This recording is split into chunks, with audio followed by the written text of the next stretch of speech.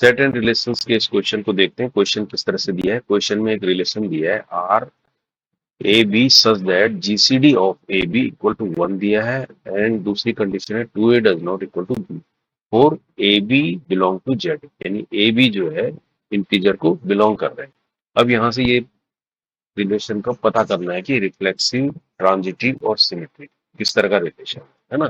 तो देखो रिलेशन आपको डिफाइन किया गया है, यानी रिलेशन में आपको क्या डिफाइन किया गया है कि रिलेशन जो है जीसीडी जो है रिलेशन इसका इंटीजर्स का, है ना, ये इंटीजर है, ये आना चाहिए 1, और 2a जो है डज नॉट इक्वल टू होना चाहिए b, है ना। ए भी इंटीजर है, अगर इंटीजर आपके पास है तो उनका जीसीडी 1 आना चाहिए और ये रिलेशन को सेटिस्फाई करना है, तब तो ये इस रिलेशन को मेंटेन कर रहा है ना। तो जीसीडी का मतलब होता है हाईएस्ट कॉमन फैक्टर, यानी ग्रेटेस्ट कॉमन डिवीजन या हाईएस्ट कॉमन फैक्टर, ये याद रखो। अब यहाँ पर देखो रिफ्लेक्सिव के लिए अगर हम इसको चेक करते हैं, रिफ्लेक्सिव रिफ्लेक्सिव के लिए क्या होना चाहिए, every element in the set map to itself, यही तो होता है, अपने आप से जो है उसका मैप होना चाहिए किसी भी एलिमेंट, यानी जो भी इंटीजर से, या तो इंटीजर की बात हो रही है तो every integer has map to itself, ऐसा आना चाहिए। तो अगर हम इसको सेटिस्फाई करता है इस रिलेशन को, तो उसके लिए हम देखते हैं कोई भी इंटीजर लेके चेक कर सकते हैं। अब यहाँ पर इंटीजर अगर 1 1 लेते हैं सपोज, है ना, हम 1 लेते हैं इंटीजर, तो जीसीडी क्या हो जाएगा, 1 1 हो जाएगा ना।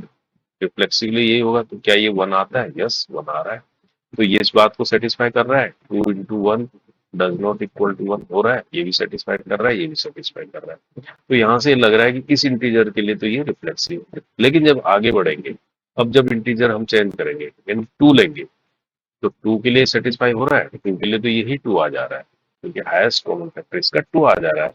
इसका मतलब ये सेटिस्फाइड नहीं कर रहा है, यानी हमें तो सेटिस्फाई किसके लिए करना चाहिए, फॉर ऑल इंटीजर्स, है ना, सभी इंटीजर्स के लिए। तो एक भी इंटीजर के लिए नहीं कर रहा है, तो इसका मतलब वो रिफ्लेक्स ही नहीं है।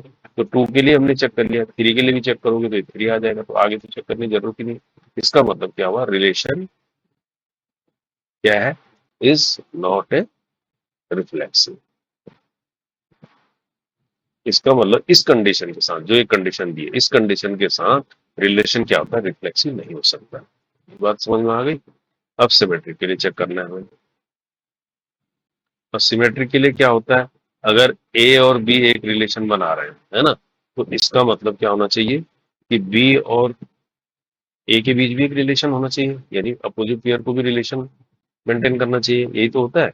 अब यहाँ पर हम देखते हैं, अगर 1 2 को लेते हैं, ए और बी को 1 2 लेते हैं, तो 1 2 जो है हमारा क्या होता है, रिलेशन को मेंटेन नहीं करता है कभी भी, क्योंकि यहाँ पर जो है जब 2a इक्वल टू बी करेंगे, तो 2 × 1, है ना, डज नॉट इक्वल टू 2, तो ये इसको सेटिस्फाई कर रहा है ना, ये तो इसको सेटिस्फाई नहीं कर रहा है ना, क्योंकि ऐसा आना चाहिए। तो इसलिए 1 2 इस रिलेशन में नहीं है, तो 1 2 को हम हटा के, अगर हम समझ रहे हैं, हमें तो इंटीजर लेना है ना, तो 1 2 को हम ए को 1 और बी को 2 लेते हैं, तो ये रिलेशन को मेंटेन ही नहीं कर रहा है यहाँ के। तो हम क्या करें, इसका अपोजिट ले लें, अगर हमने तो चेक करना है।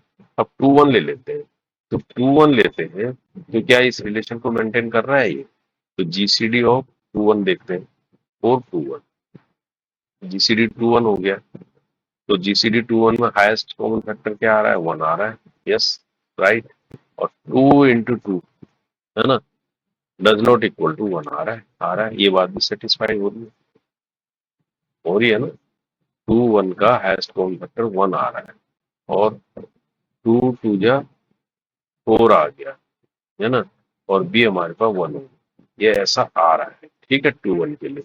अब ये तो 2 1 के लिए होगा, तो हम क्या चाहते हैं, यानी ए बी के लिए ये आ रहा है, तो इसका अपोजिट 1 2 के लिए भी ये सेटिस्फाई होना चाहिए। इफ यहाँ करें, इफ जो है 2 1 के लिए ये आ रहा है, तो 1 2 के लिए, यानी इसके अपोजिट के लिए भी ये आना सेटिस्फाई होना चाहिए। तो ये तो हमें देखा सेटिस्फाई हो ही नहीं रहा है, यहाँ पर तो 1 आ रहा है, लेकिन इस रिलेशन को मेंटेन नहीं कर रहा है। 2 = 1 हो रहा है, तो यहाँ पर क्या हो रहा है, इक्वल टू 2 हो जा रहा है, तो ये सेटिस्फाइड नहीं हो रहा है। तो कहने का मतलब, हमें तो किसी भी इंटीजर्स के लिए चेक करना था, हमने किन्हीं 2 इंटीजर के लिए चेक किया, तो यहीं से क्या है, ये सिमेट्रिक को सेटिस्फाइड नहीं कर रहा है रिलेशन। इसका मतलब रिलेशन इस कंडीशन के साथ जो कंडीशन इसने दी है, relation is not a symmetric.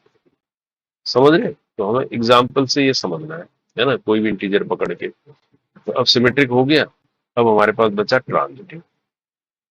Transitive, अब ट्रांजिटिव के लिए क्या होता है? ट्रांजिटिव के लिए होता है, मान लीजिए ए बी एक रिलेशन बना रहे हैं, आर को बिलोंग कर रहे हैं, है ना, एंड बी सी रिलेशन को बिलोंग कर रहे हैं। तो इसका मतलब अगर ये बिलोंग कर रहे हैं इस रिलेशन के, इसका मतलब ए और सी, तो A C also belong to R. Then क्या होना चाहिए? A C belong to R होना चाहिए। अगर ये ऐसा है तो ये ऐसा होना चाहिए। ये ट्रांजिटिव की डेफिनेशन है। तो यहाँ पर अब हम देखो कैसे ले लेते हैं। अब यहाँ पर लेने के लिए भी हम वो लेंगे जो रिलेशन को सेटिस्फाई करेगा। देखो 1 2 तो सेटिस्फाई करता है, इसको नहीं ले सकते हम, है ना। तो हम इसको ऐसे ले सकते हैं, ए 2 3 4 ले लें, ए को 2 ले लें, बी को 3 ले लें, है ना, और सी को 4 ले लेते हैं। तो उस केस में चेक करते हैं, देखो 2 और 3 क्या ये रिलेशन को मेंटेन करते हैं। पहले इसको चेक करने के लिए हम इनका जीसीडी निकालेंगे। जीसीडी ऑफ इसका 2 3 का जीसीडी आ रहा है 1 1 ही तो आ रहा है ना, हाईएस्ट कॉमन फैक्टर। और इसको सेटिस्फाई कर रहा है क्या ये? 2 इंटू 2, है ना, डज नॉट इक्वल टू 3। इसको भी सेटिस्फाई कर रहा है, इसको भी सेटिस्फाई कर रहा है ना। इसका मतलब ये एक रिलेशन मेंटेन कर रहा है 2 3। अब 2 3 अगर रिलेशन मेंटेन कर रहा है तो बी सी भी मेंटेन करना चाहिए, है ना। बी सी हो गया 3 4, 3 4 भी इस रिलेशन को मेंटेन कर रहा है क्या? ये भी चेक करना पड़ेगा। 3 4, तो इसका भी 1 आ रहा है, और 3 into 2 does not equal to 4 आ रहा है। ये भी सेटिस्फाइड है, ये भी सेटिस्फाइड है। इसका मतलब ये जो है एक रिलेशन बना रहे हैं। A B belong to R, तो B C belong to R हो रहा है। अगर ऐसा हो रहा है तो अब क्या होना चाहिए? 2 और 4 यानी ए सी 2 4 जो है ये भी बिलोंग करना चाहिए, है ना। यहाँ तक तो इफ हो गया। देन अब ये कंडीशन आने से देन ये बिलोंग टू आर होना चाहिए। अब इसके लिए ये सेटिस्फाइड करेगा तभी तो बिलोंग करेगा। जीसीडी है 2 4। अब 2 4 में ही देख लो यहाँ पर क्या आ रहा है, इसका जीसीडी कितना आ रहा है? इसका जीसीडी 2 आ रहा है, और आना कितना चाहिए? 1, है ना। इसका मतलब ये सेटिस्फाइड नहीं कर रहा है। इसका मतलब ये हो गया कि ये इस कंडीशन के साथ A C does not belong to R हो गया। हो गया नहीं हो गया? तो इसका मतलब ये रिलेशन क्या है? Relation is not a transitive. समझ गए? समझ गए? तो एक ही एग्जांपल बहुत है चेक करने के लिए। हमें तो इंटीजर पकड़ना था कोई, है ना। अगर 1 2 3 वाला पकड़ते तो बात नहीं बनती, क्योंकि 1 2 जो है ऑलरेडी रिलेशन में नहीं आ रहा है, हमने चेक किया था ना। तो इसका मतलब इस एग्जांपल से हमें पता लग जाता है कि ये जो कंडीशन दी है, इस कंडीशन के साथ ये रिलेशन न तो ट्रांजिटिव है, न रिफ्लेक्सिव है ना, और न ही सिमेट्रिक है। तो यहाँ ऑप्शन देखो, यहाँ तो transitive but not reflexive, symmetric but not transitive, reflexive भी नहीं है। तो इसका मतलब ये फोर्थ वाला ऑप्शन हमारा राइट होगा। समझ गए? समझ। तो जो कंडीशन दी है रिलेशन की, उस कंडीशन के हिसाब से हमें चेक करना है ना। क्योंकि कंडीशन में ये भी है कि ए भी बिलोंग कर रहा है जेड को, यानी इंटीजर है। तो किसी भी इंटीजर के लिए क्या ये सेटिस्फाइड हो रही है चीजें, ये नहीं हो रही है। तो इसका मतलब ये क्वेश्चन में जो है ये रिलेशन जो है नेदर सिमेट्रिक और नॉट ट्रांजिटिव ये होगा। ओके, समझ गए होंगे आप। इस तरह के क्वेश्चन पूछ लेते हैं, हालांकि बहुत इजी क्वेश्चन है ये, है ना।